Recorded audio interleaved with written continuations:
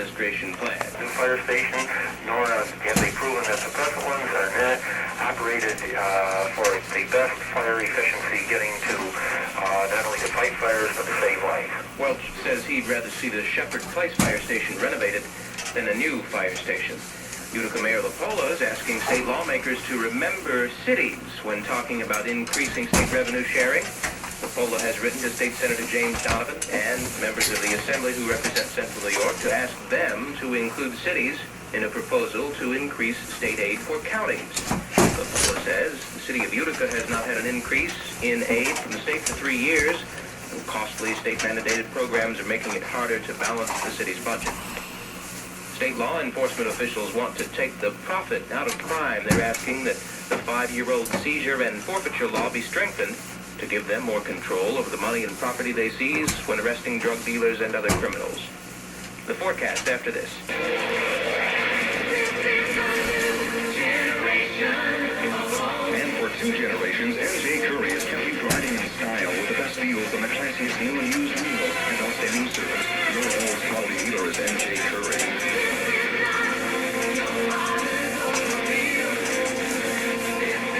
Look at one thing. Well, that's sure. That's how they can. Because otherwise, it would be just a lottery. You know what I mean? What it is. Now the forecast. Here's meteorologist Joe Zona. Well, still kind of on the dismal side today with cloudy skies, foggy conditions in some places, rain showers and drizzle, and temperatures near 60. Now, during this afternoon, we may see a bit of sun, together with a possibility of even a thunder shower. Tonight, foggy, drizzly, temperatures upper 40s by morning, and tomorrow, lots of clouds with a bit of sun, the chance of a few scattered rain showers, maybe an afternoon thunder shower, and temperatures in the middle 60s.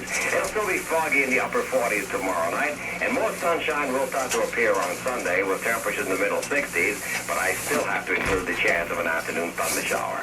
This is meteorologist Joe Zona. Church Lucy didn't call it, did they? Right now, it's mostly cloudy, 63 degrees. I'm John Swan, WIBX News.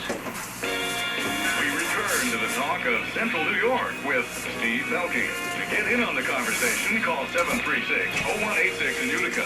Elsewhere in New York State, call our toll-free number at 1-800-724-9500. What if people really call on that toll-free We do ask number? that you call only once per show to allow as many people as possible through.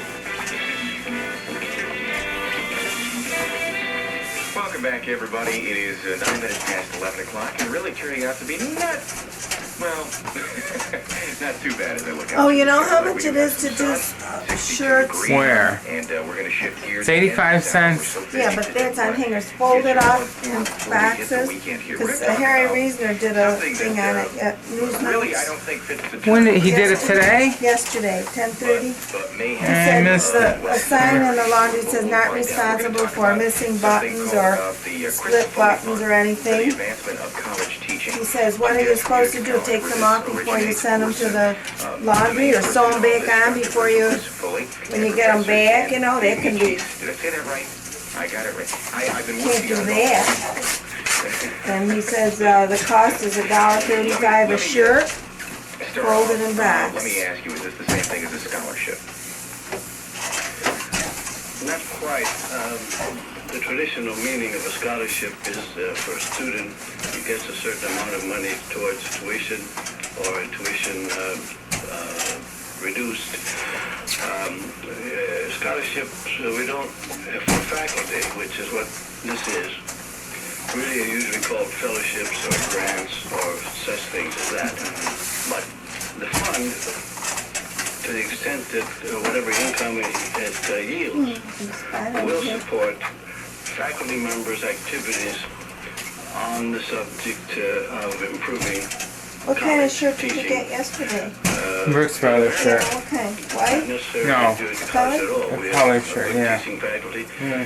perhaps not excellent, but it arose as a result of the alumni leaders wanting When you, to do something in my honor. Left Virginia, And, did they I say they'll let you know in a week or two? didn't or say they anything. said They they're did not not. gonna let you know or anything? They're real son of guns, aren't they? It would be I think so, more Yeah. effective and So do I. all around.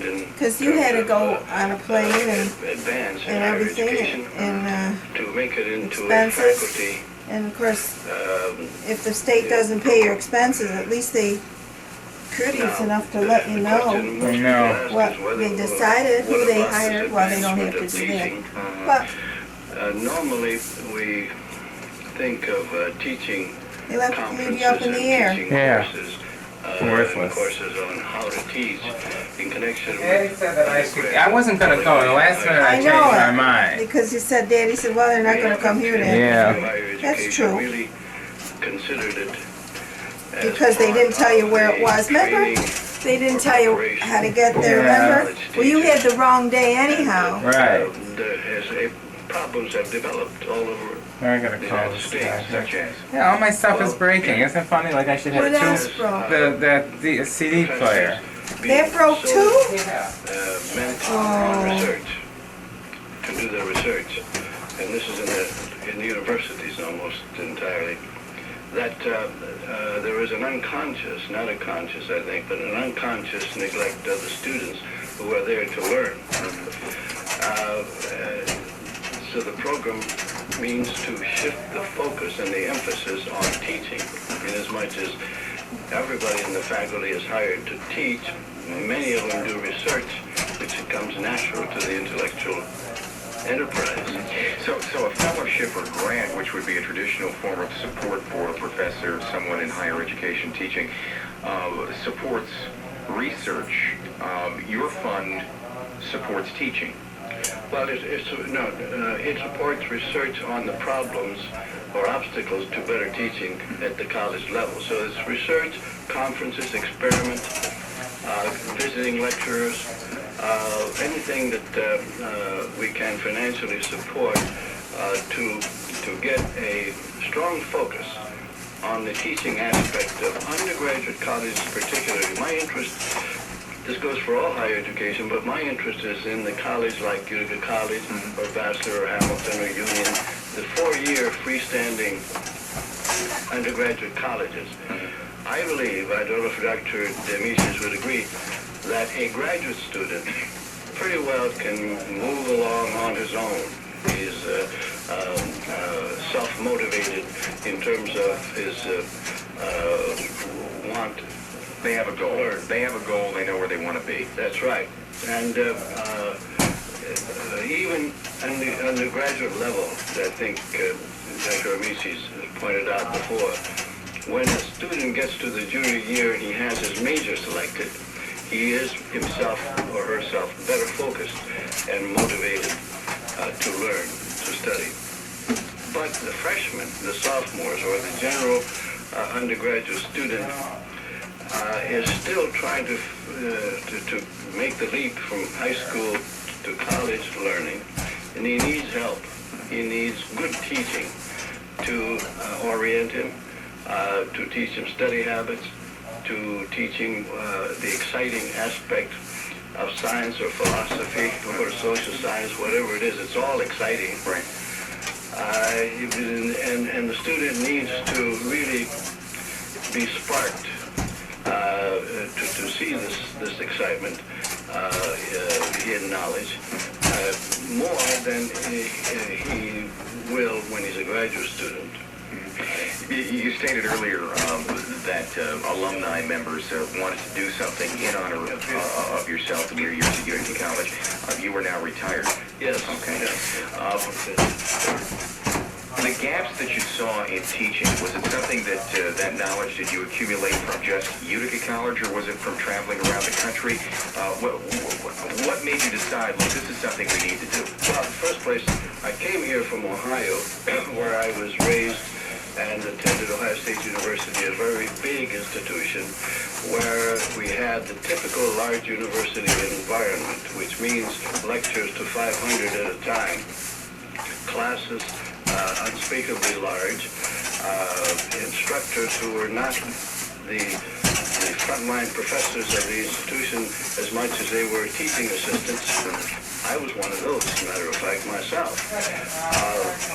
So that I had that background of something that was wanting in terms of the teaching at at the college undergraduate level. When I came here in 1946 with the founding of Utica College, we were under tremendous pressure to find faculty members to teach the sudden avalanche of GI students applying for a college education and wanting to make up for lost time. And everywhere in the United States there was a shortage of faculty. Inevitably, you lower your, instead of looking for somebody with a PhD, you might hire somebody with an MA, or between MA and PhD, a little bit less qualified. Sometimes that doesn't make any difference.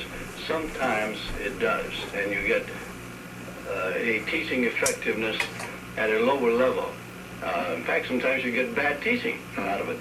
So my early experience, my experience has been all at Utica College since I left Ohio, was this observation and reading into the problems that students face when they're trying to learn a subject. And sometimes less qualified teachers than you would wish you had, or sometimes the conditions under which the teacher has to work are so, well, for example, at the beginning we had very heavy teaching loads. I taught 200 students a semester, simply because there were not enough faculty. Well, by the time you get to your 4th, 5th, or 6th class, you're bending low. Sure. And you're not fresh in the classroom. You were pretty tired and less stimulating to the student. And you haven't always had a whole lot of time to read up on the subject as it moves along. I felt it particularly in economics, which was a dynamic science that moved at a very fast pace after World War II. And you had to read the journals, you had to involve yourself in a certain amount of review, teaching. You need time for that. Not always, I would think, a matter of just the number of classes. It's how many people. You pointed out in Ohio, you talked about classes where there's 500 people in one class being lectured to. It's a very impersonal type of education. Yes, it certainly is. What? Now, let me point out Okay, that thank you. today's Go ahead. Are there, but they're different from when I started at Utica College. There have been 2 books lately. One of them is by the former Chancellor of the State University of New York, Ernest Boyer. His book is called, he's now president of the Carnegie Foundation. It's called College, the Undergraduate Experience in America. And this is a Carnegie Foundation survey cross-country, but with particular attention to undergraduate colleges, and finding all kinds of problems in the way of better teaching. And that book has had very widespread acceptance. Another book recently is more shocking because it is more pointed. It's called Prof.Scam. And it really is aimed at the large universities that are really research centers, research factories in some cases, whose emphasis is exclusively almost on research and secondarily on teaching. Thank you. Thank you. Is left to do what he can on his own. Yeah, I guess do it all on his own. He goes to a distinguished university, whether it's MIT, Harvard, Michigan, California, because maybe there's some famous people there. And he's lucky if he gets some, within 500 yards of one of those famous professors. Now does that mean that the problem is greater in our larger universities? Yes, I think so. Oh, yes, I think so. Now, Prof.Scam, with that exciting title, perhaps goes too far in the criticism of universities, because we do have a lot of gifted teachers in the higher education system of America. But it's not that far off the mark. He has evidence to show that there is student neglect at the large university. I think there's less at the undergraduate college, which is not part of a large university. But there are problems. And sometimes in the undergraduate colleges, there are problems that are purely financial problems, that nobody's fault, that get in the way of providing facilities, a lower teaching load, for example, so that you can do better teaching on a small... Providing enough teachers to handle the load, right? That's right. Some of our smaller colleges have to work awfully hard to get financial support to permit better situations. Now, the Chris Foley Fund that would go for the advancement of teaching, helping teachers combat these problems. It is sort of a retrospect type of thing. We look at the problem. How do we improve our teaching process? How does it do that? How will the fund do that? Pass this thing over to Jan Demichis here. Okay. Is certainly going to be one of the ones in the center of the program. I'm retired. Okay.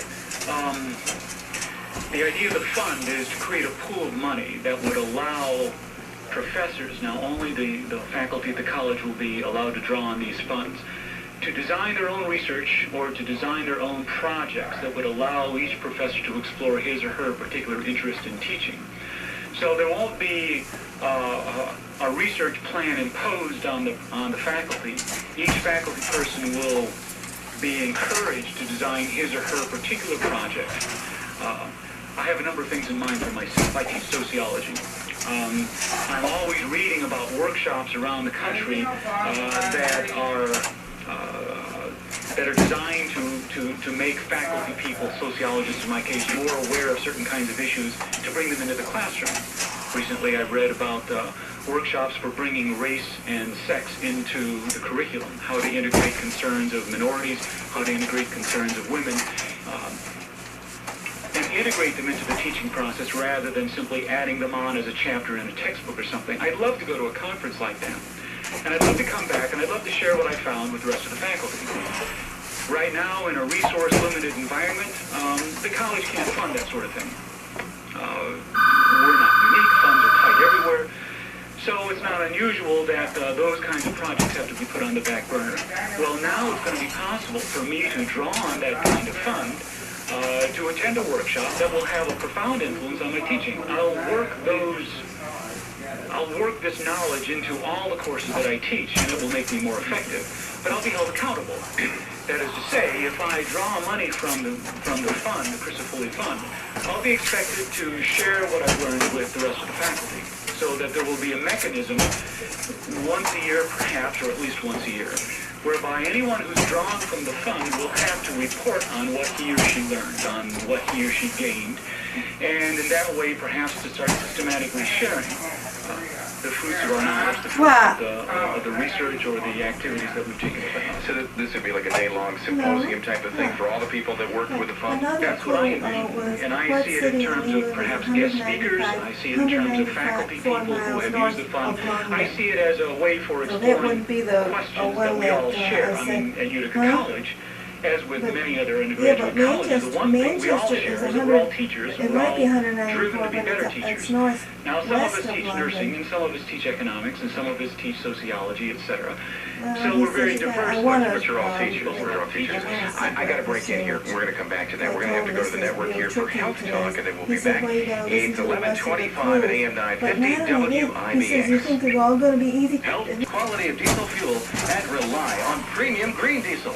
Right now is the time to switch to premium green diesel from Agway Energy Products and get top performance. Why? Because new customers receive a special bonus with their first delivery of a minimum 150-gallon purchase. This offer won't last long, so don't miss out. See your local Agway Energy Products distributor for details on this exciting offer, because no matter what equipment you use, buying premium green diesel is a smart business decision. Get in on the savings. Call the Agway Energy Products dealer near you. In Waterville, call 841-4131, and in Marcy, 724-7187.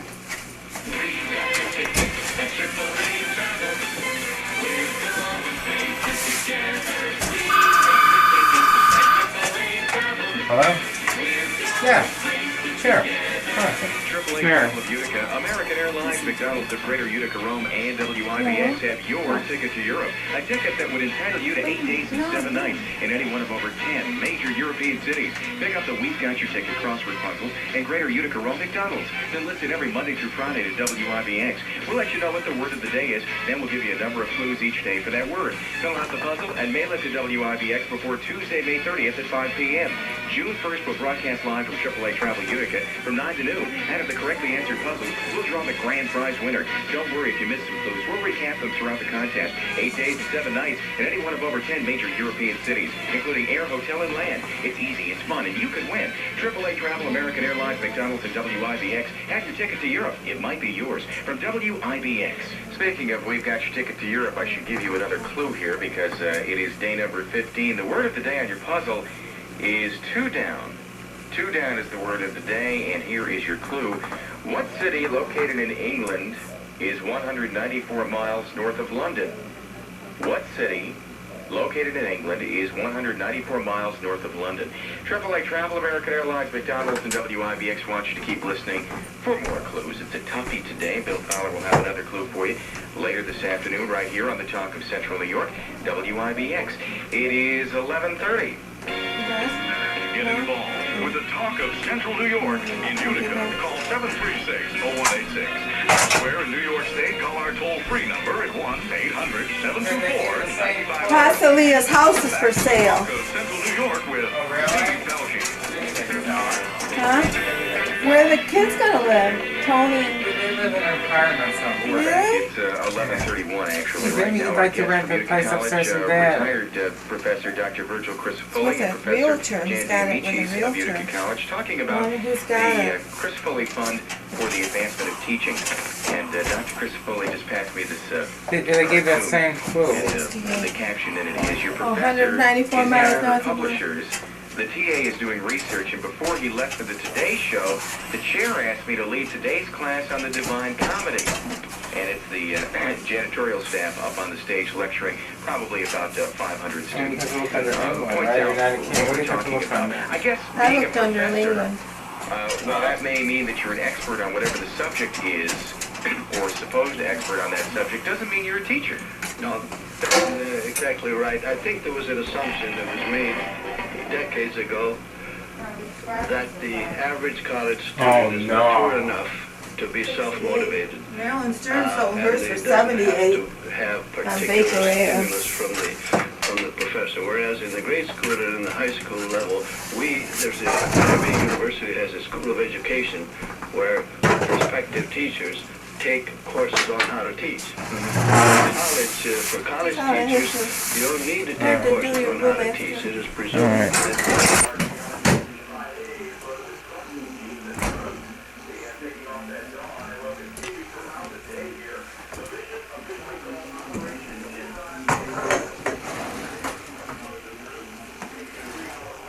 What are you making? I'm just making a low cholesterol. I'm not going to have good arteries. Yeah, but who's gonna eat that? That's Won't you eat it? yeah, that's a lot of tuna Well, fish. it's just half. It's fish. You don't have- Well, then I want fish tonight. Why not? Fish is good for you. Lots of fish.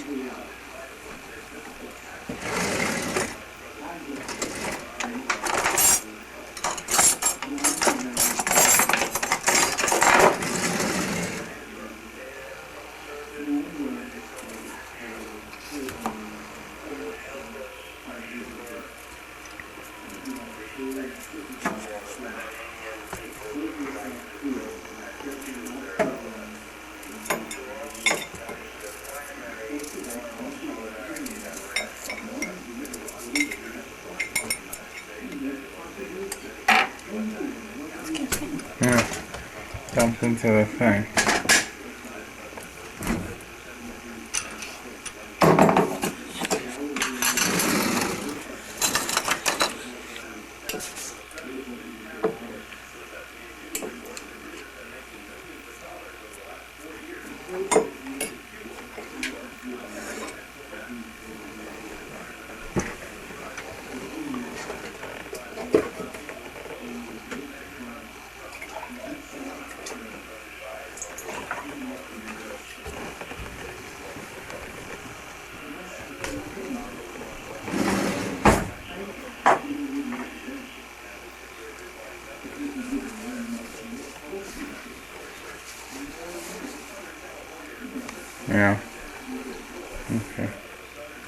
don't think this came out too well.